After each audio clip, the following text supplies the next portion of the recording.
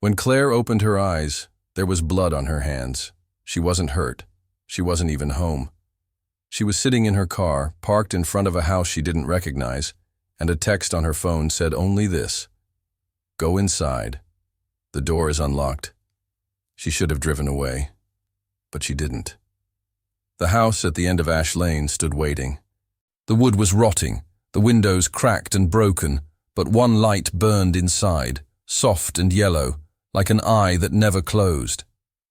Claire told herself it was some kind of prank, that someone was messing with her, but her feet carried her forward anyway. She climbed the porch steps, heart pounding. The door opened with the faintest groan, as though it had been waiting for her. The air inside was thick, damp, heavy with the smell of mildew and old smoke. Dust floated in the glow of a single lamp.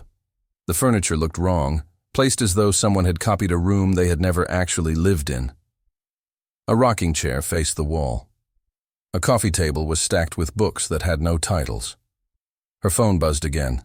The message read, "Second floor, room at the end." Claire froze. A faint sound drifted from above, something dragging slowly across the floor. Against every instinct, she started climbing. The stairs groaned beneath her weight. Halfway up, she heard it. A whisper. Her name. Claire. Her mouth went dry. No one here should know her name. At the end of the hallway, one door stood slightly open. Light leaked through the crack. She pushed it wider.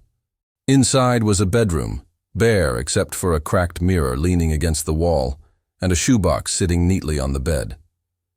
Claire's chest tightened as she opened it. Inside were photographs, dozens of them, every one of her. Some from childhood, some taken last week. Someone had been following her. Her phone buzzed again. Check the mirror. She turned. In the glass, her reflection stared back. But she wasn't alone. Behind her stood a man, tall and still. Claire spun around. The room was empty. Her phone hissed with static. A man's voice slid through. "You've been chosen," it said. Claire swallowed hard. "For what?" the voice answered. "To finish what your mother started." She whispered, "My mother's dead." The voice chuckled, low and hollow. "Not here. She isn't." The screen lit up with a picture. Claire's stomach lurched. It was her mother, alive, smiling, taken just days ago. Her hands shook. This couldn't be real. She stumbled back down the stairs, heart hammering. And then she saw her. On the couch, in the flickering light, sat her mother. Breathing, smiling. "Hello, Claire," she said.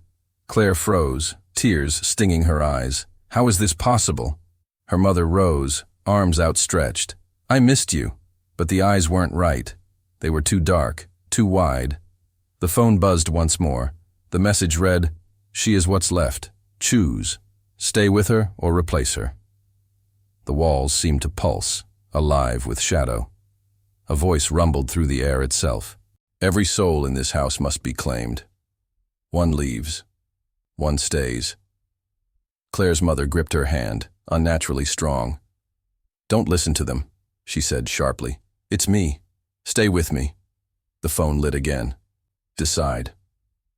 The lights blew out. Darkness swallowed the room. Her mother's face twisted, hollowing into something skeletal. "You owe me," it snarled. "I died because of you." Claire screamed, thrashing against the cold grip. Across the room, the cracked mirror began to glow. In its surface stood Claire, but different, calm, still, smiling faintly. That reflection raised a hand. The walls shook. The air split with a piercing shriek as her mother Essie's body dissolved into smoke and bled back into the house. The mirror self whispered only one word: "Run." Claire bolted. She tore down the stairs, out the door, into the cold night. The house shuddered behind her as its windows winked out one by one. She dove into her car. The engine roared to life. On the passenger seat, her phone buzzed with one final message. "You chose correctly. For now." She sped away, leaving the house in darkness. But for nights afterward, she couldn't shake what she had seen. that reflection of herself, calm and smiling, waiting in the glass. One evening, she dared to look in her own bathroom mirror, and there it was. Not a reflection. An echo. Her other self smiled faintly, lips moving out of sync. "You're safe," it whispered. "Until we need you again."